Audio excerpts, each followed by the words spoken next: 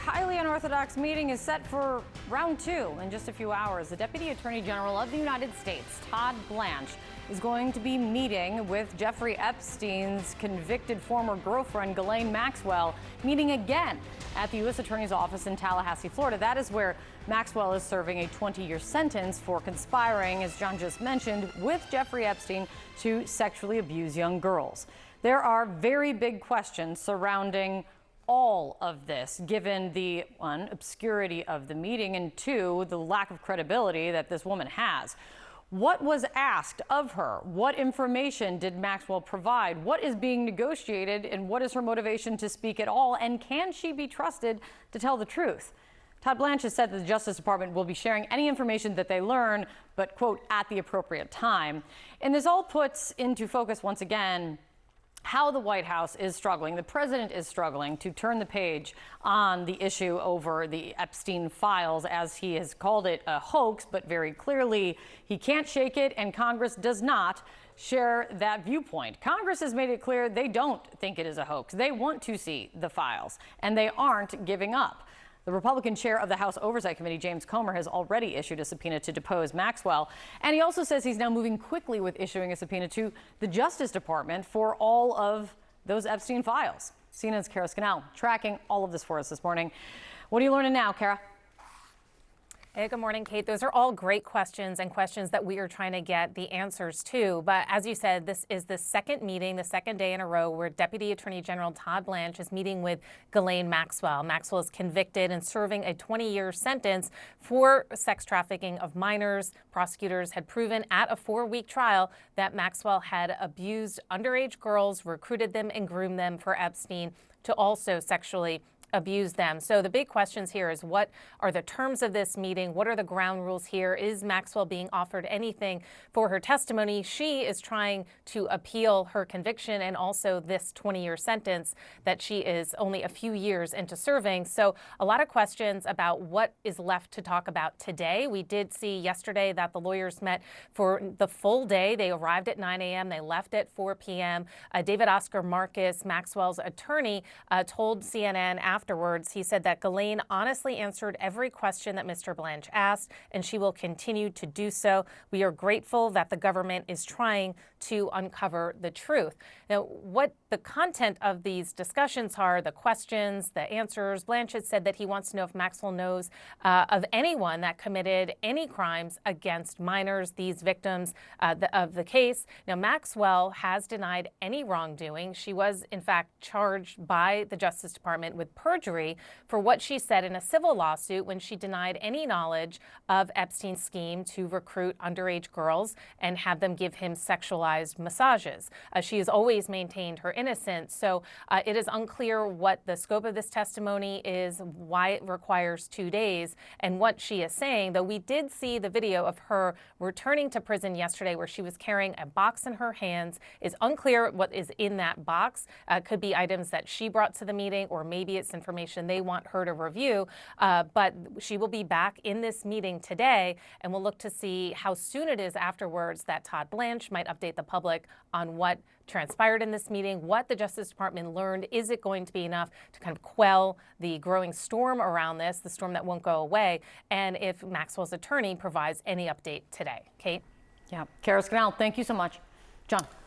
All right, with us now, CNN political commentator Alyssa Farah Griffin and CNN senior legal analyst Ellie Honig. And I have to say, Ellie, that Kara just raised, a number of really important points here as we head into this extraordinary day 2 of meetings between Todd Blanche and Ghislaine Maxwell. What are the terms?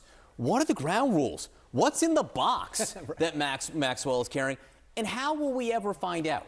Okay, what is happening here resembles superficially the very ordinary cooperation process that I went through countless times as a prosecutor. You have a criminal defendant, that person's interested in cooperating, you spend days upon days with them, and you download everything they have.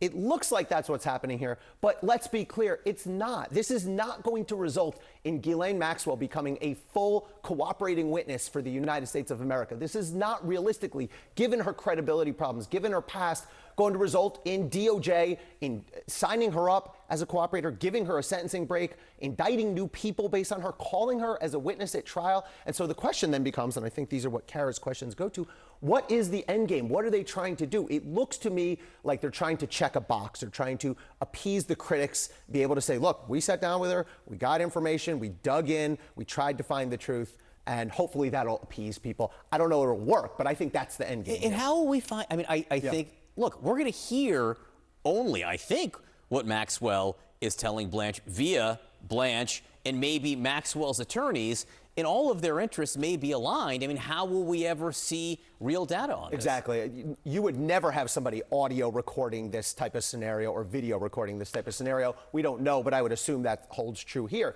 Ordinarily, and it seems like what's happening here is you will have a prosecutor, Todd Blanche, in this case, very unusual, by the way, that it's the deputy AG, asking questions, and one or more FBI agents taking notes. They will then, the FBI agents will produce what's called a 302, which is a written summary. But you're right, who controls the questioning, and then who controls what we see of this? The answer is DOJ, Todd Blanche, and the FBI.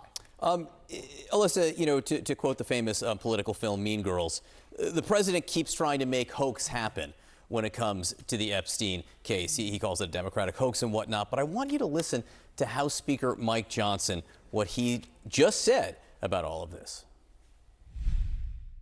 We want full transparency. We want everybody who was involved in any way with the Epstein evils, let's call it what it was, to be brought to justice as quickly as possible. We want the full weight of the law on their heads. This is not a hoax, in other words.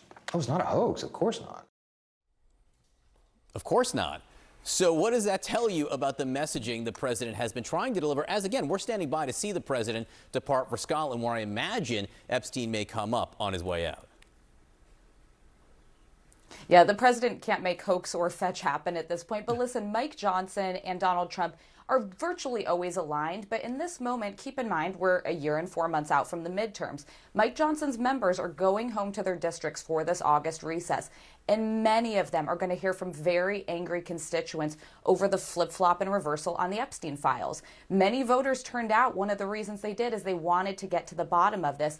You know, Donald Trump doesn't really have to deal with this beyond just the continual drip of questions and getting grilled by reporters, but he's not standing for re-election again. And Mike Johnson's top job right now is keeping the House majority. So he is going to have to create some daylight with Trump. He also said something interesting when asked yesterday, I believe, where he kind of sowed some doubt that Ghislaine Maxwell could actually be a trustworthy person, because this is a convicted sex trafficker. This is somebody who assisted a man with grooming and with bringing other women into this horrible circumstances. So he also seems to be maybe kind of pouring some cold water on the idea that she's going to help us get to the bottom of anything, or that she herself should be trusted. It's the right move. It's the right move by Johnson. He's got to focus on protecting his members and cannot have them dragged down by the White House's mishandling of this. It is interesting. You bring up Maxwell again. And you have to, I hope people do remember what some of the victims, Epstein's victims, have said. I mean, they have said that, and this was testimony in her trial, that she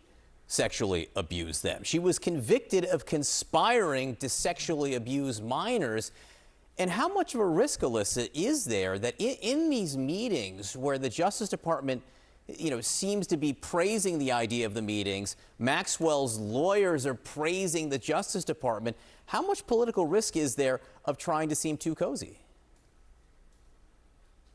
I honestly think it's a complete misreading of the room. If you want justice for Jeffrey Epstein, if you are outraged over the behavior he engaged in, you should be equally outraged over Ghislaine Maxwell's behavior. I mean, there's a special place in hell for women who would help men abuse younger women. That's just, I think that's a universal take of people who want to get to the bottom of this Epstein saga. So there, I think, is a real fear. Is she going to get some kind of a deal? Is she incentivized that she should cooperate with what the Justice Department or the White House wants to hear her say, because she might get a more lenient sentence or ultimately a pardon at the end of Trump's term? Those are things that his base does not want. They see her as big of a monster as Jeffrey Epstein.